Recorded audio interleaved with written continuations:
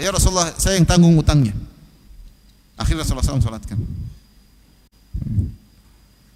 Setelah itu Rasulullah bertemu dengan Abu Qatadah beberapa hari kemudian. Rasulullah bertanya, apa yang terjadi dengan 2 dinar? Ternyata belum dilunasi. Kalau sudah dilunasi, baru Rasulullah mengatakan, sekarang baru dia dingin. Tapi maksud saya, ini bukan perkara sepele. Maka seorang kalau meninggal dalam kondisi tidak bayar hutang, ya, maka repot di akhirat kelak. Repot di akhirat kelak. Makanya Rasulullah SAW mengatakan, man akhadha amwalan nas yuridu ada'aha addallahu anhu. Siapa yang mengambil harta orang, itu dia minjam misalnya, dan dia berniat untuk membayarnya, maka Allah akan mudahkan dia bayar. Dia benar-benar bertekad. Ini di antara adab orang berutang, dia berusaha kalau punya uang segera bayar, jangan tunda-tunda. Penyakit manusia kalau sudah punya utang, dia punya uang, dia enggak segera bayar. Nantilah. Akhirnya dia beli yang lain. Dahulu dia hidup sederhana untuk bisa bayar hutang. Itu namanya orang serius bayar hutang. Seandainya dia meninggal tidak mau bayar, nanti Allah ngurus. Yang jadi masalah ketika dia ngambil uang orang, dia gampangin. Dia tidak bayar, santai-santai aja, dia punya uang, nantilah. Meninggal repot. Makanya Nabi mengatakan, wa man akhadha amwalan nas yuridu itlafaha atlafahullah. Siapa yang mengambil harta orang dan dengan dia tidak mengembalikannya, maka Allah akan hancurkan dia. Ya, hancurkan dia di dunia, kalau tidak di dunia maka di akhirat. Maka perkara hutang ini perkara yang sangat berbahaya, ya.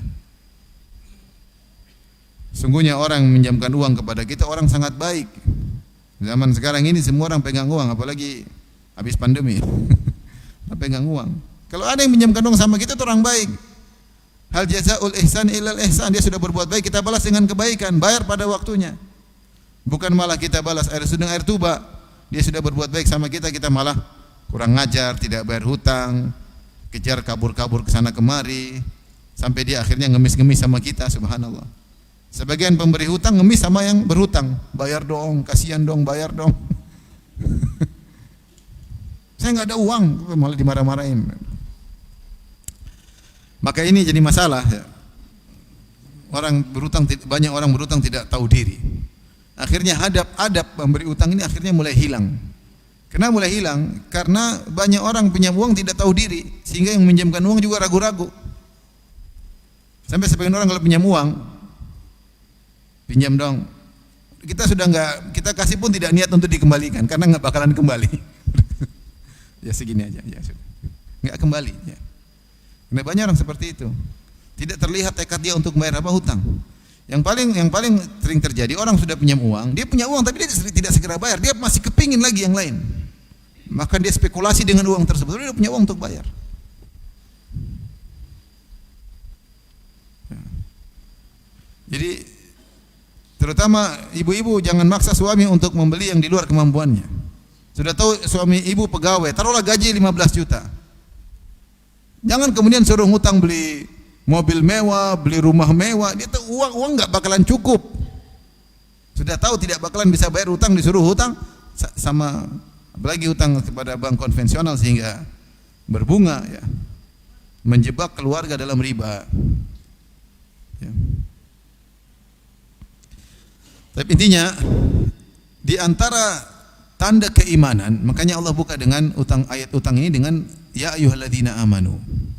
Jangan menyangka bahwasanya Islam hanya mengatur hubungan seorang dengan Allah saja, cuma dalam masjid saja urusan Islam, tidak. Islam, ya, mengurus segalanya, bahkan dalam masalah utang piutang ada aturannya, menunjukkan syariat ini sangat detail. Dalam syariat mana ada seperti ini, detail seperti ini. Begini dalam utang meskipun utang sedikit. Maka jangan dengar orang-orang sekuler yang ingin memisahkan kehidupan kenegaraan dengan agama, itu sekuler. Karena enggak ada agama dalam kenegaraan, agama cuma di masjid. Yang lebih parah lagi sekulernya memisahkan urusan dunia dengan urusan ibadah. Dunia enggak ada urusan agama sama sekali. Ini enggak benar. Agama kita lengkap, urusan pernikahan ada agamanya, urusan jual beli ada aturannya, utang piutang ada aturannya, bertetangga ada aturannya, bermuamalah dengan orang tua ada aturannya, semua urusan dunia ada aturannya. Bersahabat ada aturannya. Jadi enggak mungkin Islam dipisahkan dari kehidupan apa? Dunia. Maka Allah turunkan aturannya untuk mengatur kehidupan manusia. Urusan ibadah dia dengan Allah Subhanahu wa taala dan juga urusan interaksi dia dengan sama manusia.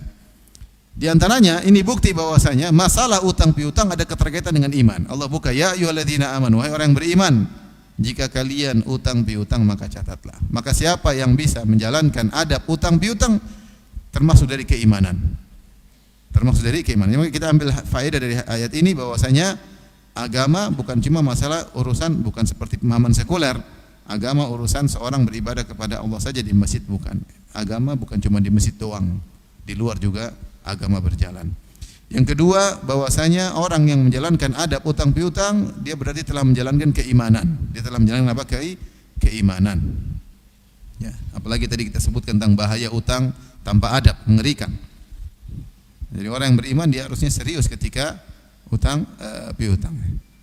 Kemudian ini menunjukkan bahwasanya iman itu bukan cuma terkait dengan hubungan seorang dengan Allah, tapi ternyata muamalah dengan sama manusia juga bagian dari keimanan. Dan banyak sekali hadis-hadis atau ayat-ayat terkait dengan ini. Seperti sabda Nabi sallallahu alaihi wasallam, la imana liman la amanata lahu. Tidak ada iman bagi orang yang tidak amanah, tidak amanah kepada orang lain maka tidak beriman. Seperti Nabi sallallahu alaihi wasallam bersabda, la yu'min, la yu'min, la yu'min. Tidak beriman, tidak beriman, tidak beriman. Siapa ya Rasulullah? Tidak beriman sampai Rasulullah sebut 3 kali. Man lam ya'man jaruhu bawa'iqahu. Orang yang tetangganya tidak merasa aman dari gangguannya, lihat muamalah. Jadi jangan disangka namanya iman cuma baca Quran, cuma sholat, cuma puasa. Interaksi kita dengan sesama juga terkait dengan keimanan. Ada aturannya. Di antaranya ini, bayangkan, yang menggampangkan masalah utang, padahal masalah utang ini terkait dengan keimanan. Makanya Allah berkata, ya ayyuhalladzina amanu, wahai orang-orang yang beriman. Tapi yang punya utang angkat tangan, saya bertanya lagi. Yang punya utang angkat tangan, enggak usah malu-malu. Yang punya utang angkat tangan. Satu, cuma 1 orang, mustahil. Ini orang kaya semua ini. 2, 3, mulai ngaku. Ya, hati-hati. Ada pada utang. Kalau orang beriman, utang yang benar. Kalau cuekin enggak tanda tidak beriman. Asal cuek mau tagih enggak urusan. Itu namanya tidak beriman. Imannya tidak beres. Ibu-ibu yang punya utang, enggak ada memang yang utang suaminya semua. Baik. Ya ayyuhalladzina amanu idza tadayantum bidainin, wahai orang beriman jika kalian berhutang dengan suatu utangan ya. Ila ajalin musamma, sampai pada waktu yang ditentukan. Itu jatuh temponya kapan? Faktubuh, maka tulislah. Tadayantum jika kalian berhutang, hutangnya ada beberapa model. Ada hutang dengan sukarela artinya membantu, ada tuh hutang dengan jual beli. Hutang jual beli contohnya adalah 2, beli barang uangnya belakangan, namanya utang. Dia terima barang uangnya belakangan, namanya itu utang biasa. Kita beli barang kredit misalnya, kita mau bayar bertahap atau kita bayar nanti, itu namanya kredit, itu juga termasuk hutang piutang. Maka catatlah, ini barangnya terima dulu, uangnya belakangan. Ada yang sebaliknya, uangnya dulu, barangnya belakangan, namanya bai'us salam. Seperti zaman Nabi SAW, siapa yang melakukan salam maka hendaknya dengan kailin ma'lum, waznin ma'lum, jadi ukurannya jelas. Zaman dahulu mungkin seorang punya ladang atau punya kebun, dia butuh uang untuk mungkin pekerja, maka dia bilang sama orang, kamu bolehlah beli kebun korma saya atau beli sawah saya, padi. Kamu kebayar dulu. Terus kapan kamu serahkan padinya? Kapan kamu serahkan kormanya? Nanti kalau panen. Kira-kira para ulama mengatakan, sebagian mengatakan boleh. Ketika musim panen saya kasih, atau langsung tunjukkan bulannya. Bulan Oktober saya kasih. Berapa kilo? 100 kilogram beras misalnya. Boleh uang dulu. Biasanya lebih murah. Uang dulu, nanti berasnya belakang. Ini juga boleh. Jadi model kedua, uang bayar dulu, barang belakangan. Dan namanya juga utang piutang. Ada sekarang model yang ketiga, namanya istisna, yaitu pesan barang. Seperti saya pesan meja atau kursi sama tukang kayu, saya kasih DP.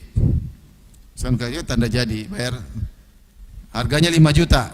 Tapi kapan jadi? Bulan depan. Saya bayar 1 juta dulu. Ini utang dua-dua, utang enggak, uang ada utangnya, barang juga ada utangnya. Utang dari dua belah pihak. Itu namanya istisna. Ini bukan salam. Beda lagi. Ini semua utang dengan proses jual beli. Apakah tadi barang terima uang belakangan atau uang diterima barang belakangan, uang kontan. Kalau salam uang harus kontan.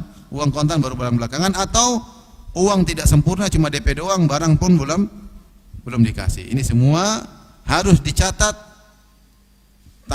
kapan tanggalnya pembayaran tersebut. Model kedua adalah pinjamin uang. Pinjamin uang, dia butuh uang kita kasih. Ini namanya berbuat baik, ya, berbuat baik. Bukan jual beli, tapi karena berbuat baik. Maka kapan kita butuh, kita tulis, catat tanggal sekian. Baik. Di sini kata Allah faktubuh, maka tulislah. Ini sekedar pembahasan bahasa. Di sini seandainya Allah berfirman, "Idza tadayantum ila ajalin musamma." Jika kalian telah berhutang, jika kalian melakukan hutang piutang pada waktu tertentu. Kenapa Allah tambah bidainin? Harusnya idza tadayantum, jika kalian berhutang. Ini kan kalau kita artikan secara lafal, wahai orang beriman, jika kalian melakukan hutang piutang dengan suatu utangan. Seharusnya dengan suatu utang ini enggak perlu. Cukup, wahai orang beriman, jika kalian hutang piutang, selesai. Tapi kenapa Allah menambah jika kalian hutang piutang dengan suatu utangan? Suatu nama kenapa? Ada dua faedah. Karena setelah itu Allah mengatakan faktubu, catatlah utang tersebut. Jadi hu-nya, domir hu kembali kepada dainin. Yang kedua, dengan suatu hutangan untuk menjelaskan bahwasanya utang tersebut Allah datangkan dengan nakirah bidainin, tanwin, mencakup utang model apapun, besar atau kecil. Jadi umum. Maka ditambahlah ya ayyuhalladzina amanu idza tadayantum, jika kalian utang piutang dengan suatu model utangan apapun, besar maupun kecil, untuk penekanan. Ila ajalin musamma, pada waktu tertentu, faktubu, maka tulislah. Jadi saya telah membeli barang dari si B, saya yang punya utang. Saya telah membeli barang dari si B dengan harga 10 juta dan saya berhutang. Saya punya tanggungan kepada dia 10 juta, saya akan bayar 3 bulan lagi, tanggal sekian, bulan sekian, tahun sekian. Saya catat. Saya ngomong, ada yang catatin. Yang ngomong siapa? Yang berhutang, paham? Karena dia mengaku dia punya hutang. Kalau yang ngomong yang kasih hutang, wah, saya enggak pernah hutang. Tapi kalau yang ngomong harusnya yang berhutang, supaya menunjukkan pengakuan. Maka kemudian dicatat. Nah, kalau sudah dicatat pada tanggal berapa jatuh tempo, maka tidak boleh yang memberi piutang menagih sebelum waktunya, enggak boleh. Misalnya saya beli meja kursi tadi, atau saya yang beli kursi, kemudian saya punya utang sama dia 4 juta. Saya bilang saya akan bayar pada tanggal 1 Oktober. Dia enggak boleh bayar, dia enggak boleh menagih waktu bulan September. Enggak boleh kan? Sudah ada catatan, enggak boleh. Enggak boleh. Demikian juga misalnya salam tadi, baik salam. Dia kasih duit, saya akan kasih beras 100 kilo pada bulan Oktober misalnya. Sebelum bulan Oktober dia mana berasnya? Enggak bisa, sudah catatan kok. Saya kan sudah bayar dia, tapi kan ada catatan. Makanya saya jual agak murah. Ya kamu enggak boleh nagih sekarang, no, ada catatannya. Enggak boleh.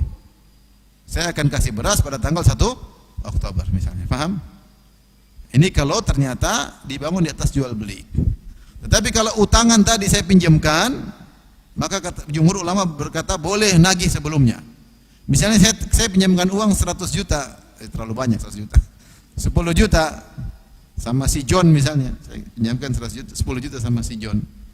Bayar kapan? 1 Oktober. Kenapa saya enggak punya uang, butuh 10 juta. Ternyata bulan Agustus dia udah beli mobil baru. Wah, mana uang 10 juta? Loh kan 1 Oktober, kau udah punya uang kok. Boleh tagih, boleh. Boleh tagih. Kalau dia punya uang, kalau dia enggak punya uang, kita enggak boleh tagih. Karena kita sesuai dengan kesepakatan. Tapi kelihatan dia punya uang, dia udah beli macam-macam, kita boleh tagih meskipun belum waktunya. Itu kalau utang piutang dibangun di atas apa? Membantu. Tapi kalau dibangun di atas akad transaksi jual beli, maka tidak boleh. Harus pada waktunya, ya. Harus pada waktunya. Karena akad transaksi tersebut tentu ada perubahan nilai. Ketika dia bayar dengan kredit, biasanya harga lebih naik. Paham? Ketika dia bayar uang lebih dahulu biasanya harga lebih turun. Maka tidak boleh diotak-atik apa? Tanggalannya. Lain halnya dengan kalau kita bantu. Paham? Faktubuh, maka tulislah. Wal yaktub bainakum katibun bil adl. Di sini saking Allah hati-hatinya, Allah mengatakan yang nulis pihak ketiga. Yang nulis pihak ketiga. Bukan pemberi utang, bukan juga yang berhutang. Suruh panggil teman tulisnya. Apalagi zaman dahulu di zaman Nabi sallallahu alaihi wasallam, mereka umat ummiyah. Umat yang jarang yang bisa nulis. Jarang bisa nulis. Sehingga Nabi dahulu motivasi orang untuk belajar menulis. Bahkan ketika perang Badar banyak tawanan, maka di antara agar mereka bisa menebus diri mereka orang kafir, mereka disuruh mengajar baca tulis bagi orang-orang Ansar. Kalau bisa belajar selesai maka bebas. Menunjukkan bagaimana motivasi Nabi untuk apa? Agar orang belajar. Saya dulu banyak orang, kenapa orang Arab dahulu mereka bisa hidup tanpa bisa baca dan tulis? Mereka menjalani kehidupan mereka tanpa bisa baca dan tulis. Mereka hafalan kuat, mereka paham tidak perlu bisa baca, tidak bisa tulis, mereka bisa menjalankan apa? Kehidupan mereka. Baca tulis kemudian datang belakangan. Taib. Kata Allah, wal yaktub bainakum, tulislah.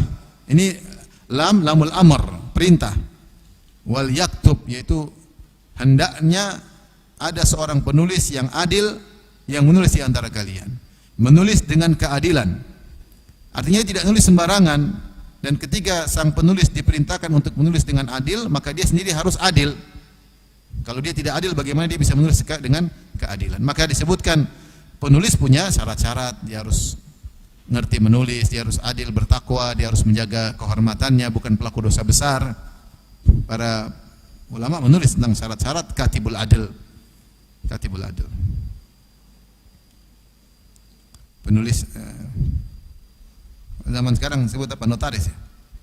Penulis mesin namanya apa? Notaris ya. Kalau penjahat notarisnya nggak boleh tulis. Harus yang bertakwa, yang adil, tidak melakukan dosa besar ya, dan lain-lain. Taib.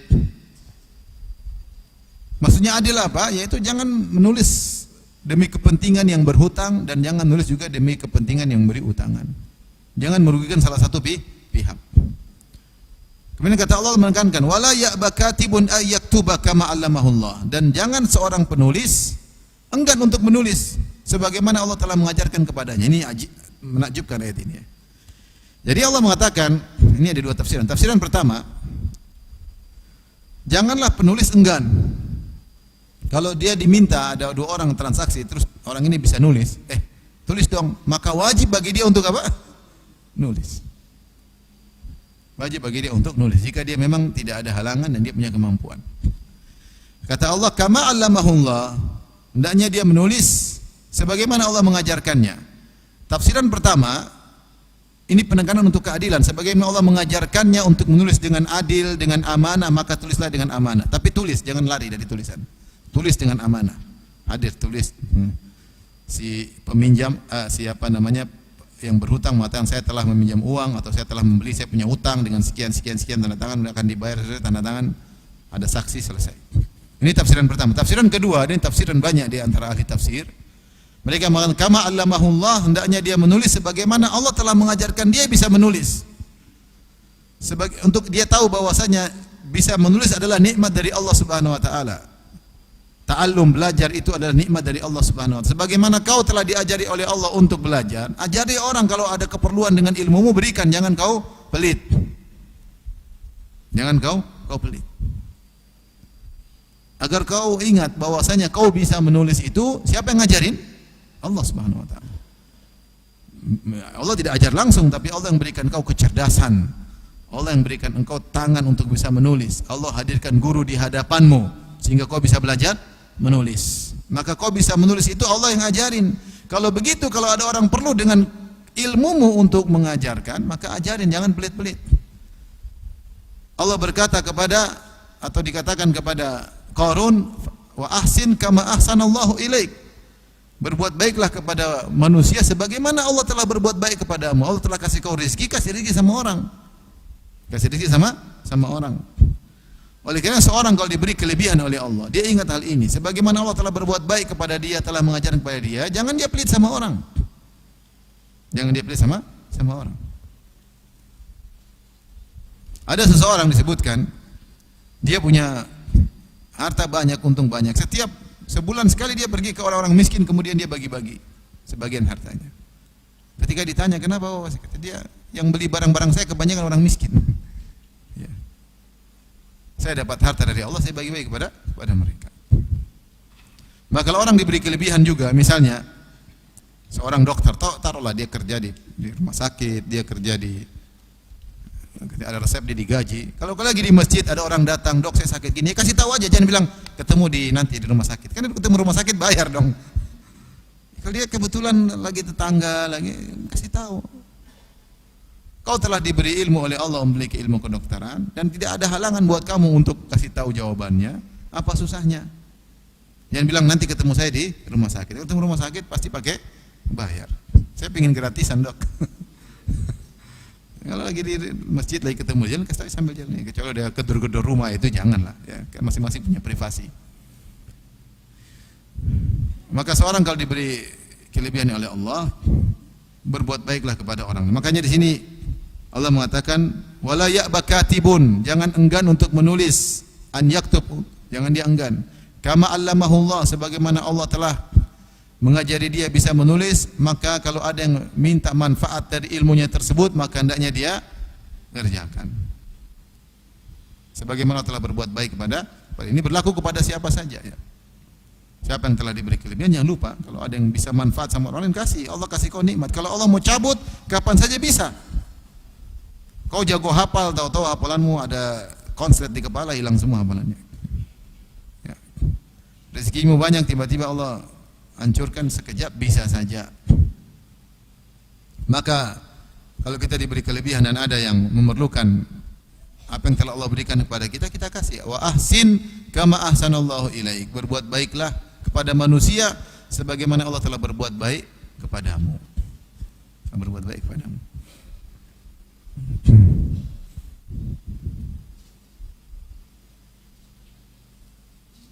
Kemudian kata Allah Subhanahu wa taala, "Falyaktub wal yumli lilladzi 'alaihil haq." Maka hendaknya dia nulis, dan yang berhutang hendaknya mendiktekan, saya telah berhutang kepada si fulan dengan jumlah sekian. Kenapa yang berhutang yang mendiktekan? Karena dia yang mengakui. Kemudian dia yang tanda tangan. Ya, saya si fulan dengan nama ini mengaku begini, dia yang mendiktekan. Karena kalau yang mendiktekan adalah yang kasih utang, ya bisa jadi dia nambah-nambahin atau nanti ditolak sama yang berhutang. Enggak, itu cuma pengakuan dia saja. Tapi kalau dia sendiri yang tulis atau dia sendiri yang mendikte, maka jelas keluar dari mulutnya sendiri sehingga dia tidak bisa mengelak lagi. Wal yattaqillaha rabbahu, hendaknya bertakwa kepada Allah. Semuanya penulis bertakwa kepada Allah, jangan nambah-nambahin, jangan kurang-kurangin. Tulis yang benar. Bidabt dengan jelas tanggalnya, kapannya, jumlahnya, detail. Bidabt dengan detail, kapan bayarnya, si fulan siapa. Ya. Sifat-sifatnya, kalau dia memang ada jual beli tersebut, sifat-sifatnya, sifat begini, sifat kalau misalnya utang, misalnya akan bayar dengan uang dolar sekian jelas uangnya uang dolar misalnya, atau saya akan memberikan barang kepada dia dengan sifat jelas semua detail. Ketika dia tulis, dia bertakwa kepada Allah agar dia tahu bahwasanya ketika dia menulis dengan benar, dia sedang beribadah kepada Allah Subhanahu wa taala, sehingga dia perlu takwa. Demikian juga yang mengimlakkan, mendiktekan hutang dia, yang berhutang tadi, dia bertakwa kepada Allah karena apa yang dia lakukan ini adalah bentuk ibadah kepada Allah yang suruh untuk catat. Wal yattaqillaha rabbahu, sudah ditulis Allah tutup lagi dengan rabbahu, Rabbnya. Kenapa diakhiri dengan Rabbnya? Allah yang diibadahi. Allah artinya makhluk yang diibadahi. Rabb artinya pengatur alam semesta yang menjalankan segala kejadian disebut dengan Ar-Rabb. Artinya hati-hati kau, kalau kau tidak bertakwa, kau tidak jujur, akan ada balasan. Dan sebaliknya kalau kau jujur, tidak nambah-nambahin, tidak kurang-kurangin, maka Allah juga akan berikan kebaikan kepadamu karena dia adalah Rabb, sang pengatur alam semesta.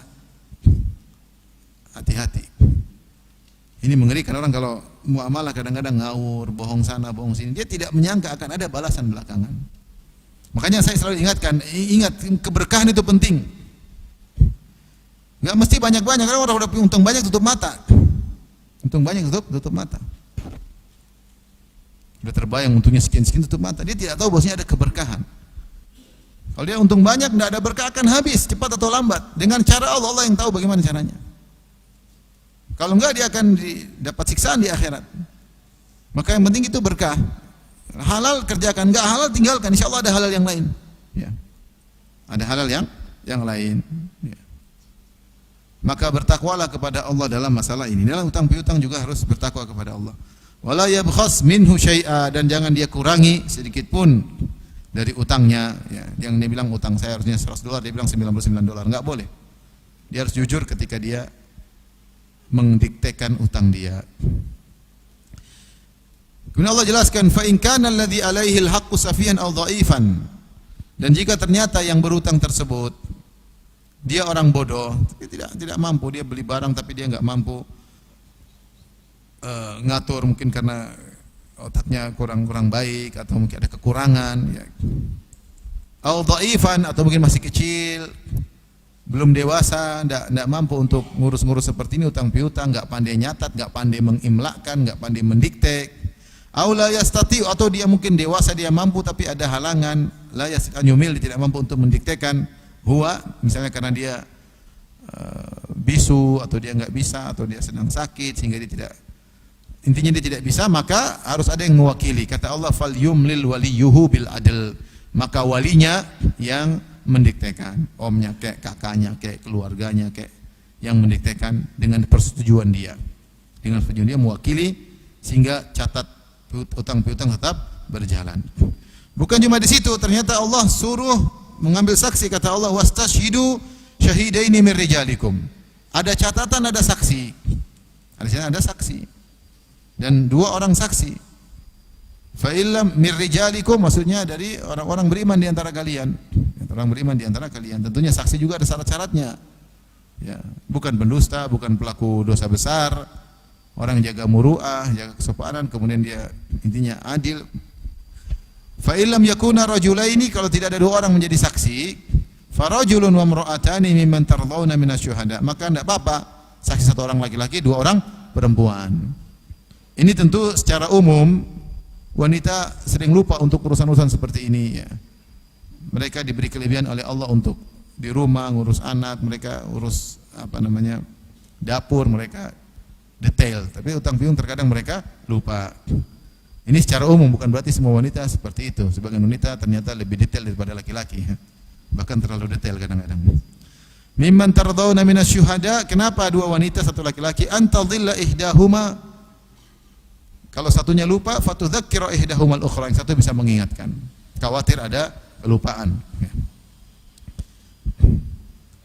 Intinya utang piutang tersebut bukan cuma perlu pencatat saja, bahkan harus ada saksi. Kemudian Allah menekankan lagi, wala ya'ba syuhada'u idza madu'u, dan para saksi janganlah enggan jika diminta untuk menjadi saksi. Dia ingat ini ibadah, menjadi saksi atas utang piutang orang adalah apa? Ibadah. Maka dia jadi saksi. Allah berfirman setelah itu, wala tas'amu an taktubu saghiran aw kabiran ila ajali, dan jangan bosan kalian mencatat. Cuma utang sedikit, catat enggak apa. Ibadah kepada Allah. Ini semua karena kasih sayang Allah kepada kita, agar tidak terjadi perdebatan di kemudian hari. Betapa banyak 2 kawan yang sangat dekat akhirnya ribut setelah itu gara-gara masalah begini. Ribut setelah itu masalah uang, itu luar biasa. Manusia lemah di hadapan uang. Allah mengatakan, wa tuhibbunal mala hubban jamma, kalian mencintai harta dengan kecintaan yang dalam. Wa innahu li hubbil khairi lasyadid, kata Allah, manusia itu sangat cinta kepada khair, maksudnya harta. Betapa banyak gara-gara harta terjadi pertikaian. Sahabat dulu sangat dekat kemudian ribut. Ini banyak, bukan sekali 2 kali, banyak. Bukan cuma orang awam, orang ngaji pun ribut gara-gara masalah uang. Udah masalah uang repot. Di antara sebab utama tidak ada akad di awal jelas, itu banyak terjadi. Banyak terjadi akad tidak jelas. Tidak jelas. Namanya manusia, dia kalau tidak ada akadnya jelas dia mulai meraba-raba. Ya. Ada kawan saya, ini kisah nyata ya, kawan saya. Dia membantu seorang lain, seorang berilmu, dia bantu. Seorang ustadz lah, gampangannya. Dia bantu. Dia kasih modal banyak, orang berilmu modalnya sedikit. Ketika dia ngomong, kita kerja ini ya, nanti keuntungannya kita untuk sedekah. Ustaznya bilang oke, niat baik, apalagi ustadz kan. Berjalan pekerjaan tersebut, uang untung banyak. Tapi kawan saya ini terlalu banyak kasih apa? Sedekah. Setelah beberapa tahun, ustadz itu datang, minta berhenti pekerjaan, nggak ada lagi, kita sampai sini saja. Teman saya bingung, kenapa? Ini untung banyak, kok dia malah minta berhenti? Padahal yang modalin kebanyakan apa? Teman saya. Akhirnya punya usut, ditanya, akhirnya dia ngaku, itu si fulan terlalu banyak sedekahnya. Akhirnya saya bilang, kau salah. Harusnya kau sejak awal bikin akad, kita kalau untung sedekah sekian persen. Ketika kau tidak tulis sekian persennya berapa, kau sedekah seenaknya. Ini dia kerja setengah mati, dia merasa untungnya apa? Sedikit. Ya mungkin kebutuhan dia banyak. Ya, teman saya mungkin husnudzon, namanya ustaz suka sedekah. Tidak semua ustaz suka apa? Sedekah, karena kebutuhan macam-macam. Jadi yang salah kau, saya bilang kau yang salah. Ini akhirnya ribut sekarang. Ribut karena satu merasa keuntungannya berkurang, karena satunya terlalu banyak apa? Ini contoh niat baik tapi tidak ditulis, tidak ada akad. Seandainya ditulis jelas untung sekian, sedekah sekian, dia tidak ada iblis goda-goda. Tapi kalau pertama ya, lama-lama kebutuhan dia banyak, kok sedekah melulu sih ya. Akhirnya jengkel, dipendam-pendam, akhirnya ribut. Seperti itu, utang piutang demikian. Nanti utang tidak dicatat, utangmu sekian, enggak, bukan sekian kok. Kamu utang 1 miliar, enggak, cuma 200 juta kok. Aduh repot, 800 juta bedanya. Enggak ada catatan, repot. Akhirnya ribut. Bisnis juga demikian, ada ketidakjelasan. Makanya untuk pertama supaya mencegah terjadi keributan, catat semuanya. Manusia itu lemah di hadapan uang.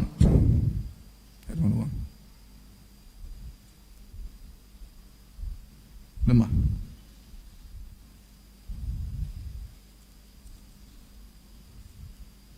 Masa kita bicara orang-orang luar, orang banyak aja sekarang. Masa jauh-jauh hajian, visa-visa yang melanggar tetap dikerjain. Kalau udah lihat duit, tutup mata. Ini visa nggak boleh semua melanggar, nggak apa-apa. Mau visa korupsi, mau visa ini nggak peduli.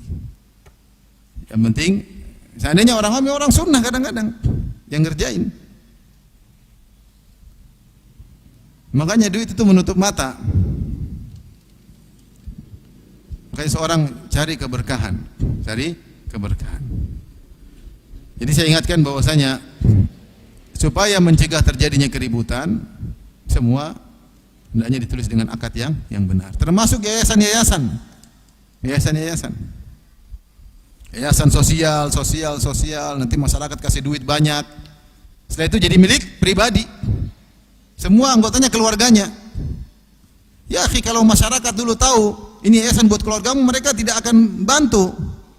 Mereka membantu dengan tulus karena mereka tahu ini yayasan sosial buat umat. Ya. Bukan untuk pribadi. Lama-lama dirubah jadi yayasan apa? Keluarga. Yang salah siapa? Yang salah pendiri yayasan. Harusnya sejak awal ditulis secara detail. Ini yayasan bukan beli, ini enggak aturan. Maksudnya sebenarnya sudah ada aturan tapi dilanggar semuanya. Pemerintah sendiri sudah buat aturan tentang yayasan detail tapi dilanggar. Kenapa bisa melanggar? Duit menutup mata. Tidak ada lagi halal haram, tidak ada sunnah bid'ah, nggak ada. Pokoknya kalau duit, bismillah. Ini kenyataan pahit. Ini nggak tahu nanti dihisap oleh Allah Subhanahu Wa Taala. Terkadang orang begini bukan orang miskin, udah kaya. Jadi kalau orang miskin mungkin masih punya uzur di depan Allah. Kalau nggak begini saya nggak bisa makan ya Allah. Ini bukan sudah kaya, udah punya mobil, udah punya ini udah. Kita ngelihatnya juga sedih ya. Terus kalau orang-orang terdepan melakukan demikian, bagaimana dengan audiens?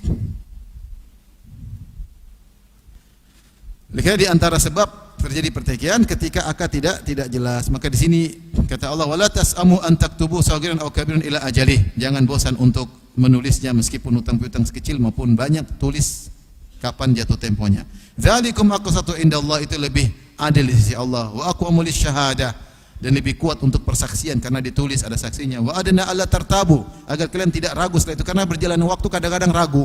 dengan berbagai macam banyak transaksi, kadang-kadang ragu, transaksi banyak. Kemarin berapa ya? Berapa ya? Kalau dicatat semuanya kan aman. Illa an takuna tijaratan hadiratan tudirunaha bainakum, kecuali itu jual beli langsung kontan ya nggak perlu dicatat, tapi perlu saksi. Kadang-kadang setan datang kemudian saya nggak, kamu dulu nggak ini barang macam-macam lah namanya. Oleh karenanya meskipun tidak dicatat ada saksi. Falaisa alaikum junan alla taktubuha, maka tidak mengapa kalian catat kalau ternyata transaksi jual beli kontan.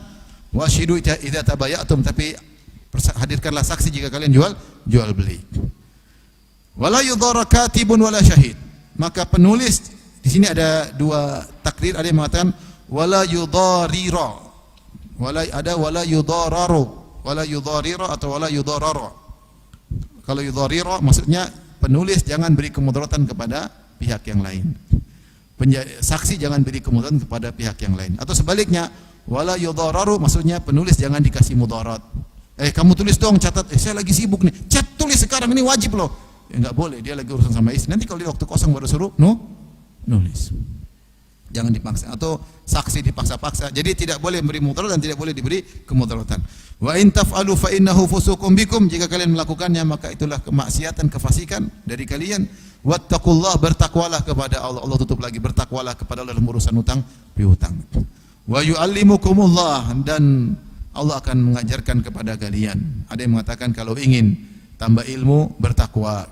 Ayatnya ini, wattaqullah wa yu'allimukumullah, bertakwalah kepada Allah, Allah akan mengajarkan ilmu kepada kalian. Sebagian dalam surat Al-Furqan kata Allah, ya ayyuhalladzina amanu in tattaqullaha yaj'al lakum furqana. Kalau kalian bertakwa kepada Allah akan jadikan kalian furqan, yaitu pembeda antara hak dan batil. Wallahu bikulli syai'in alim, dan Allah Maha mengetahui segala sesuatu, apa yang kalian catat, apa yang isi hati kalian, apa yang kalian tulis, apa yang kalian lakukan, pelanggaran yang kalian lakukan. Baik, ayat terakhir. Fa in kuntum ala safarin wa lam tajidu katiban. Kalau kondisi berbeda, kalian sedang safar, tidak ada penulis. Farihanun maqbudah, maka kalau bisa ada gadai supaya ganti tulisan dan saksi. Saksi enggak ada, lagi jalan berdua tiba-tiba terjadi transaksi. Ya sudah, atau pengen beli emas kita kayak ya udah, kalau ada gadai. Karena penulis tidak ada, kasih enggak ada. Tetapi fa in amina ba'dukum ba'dhan, tapi kalau saling percaya, benar-benar kenal, orang ini amanah, sudah dicoba berulang-ulang, orang ini berapa kali transaksi jujur selalu, falyu'addil ladzi tumina amanatahu, maka tidak mengapa tanpa penulis, tanpa saksi. Ini menunjukkan bahwasanya ayat ini menunjukkan bahwasanya menulis ketika utang piutang hukumnya sunnah, tidak wajib. Tidak sampai derajat apa? Wajib. Karena wajib juga repot ya. Tapi hukumnya sunnah. Kalau bisa lakukan, kalau enggak, terutama kalau benar-benar kita kenal. Kalau zaman sekarang kalau jumlahnya besar mending apa ditulis, karena manusia hatinya bisa berubah-ubah. Kemudian kalau tiba-tiba meninggal kita enggak bisa nagih. Kalau ada catatan kita bisa nagih ahli warisnya.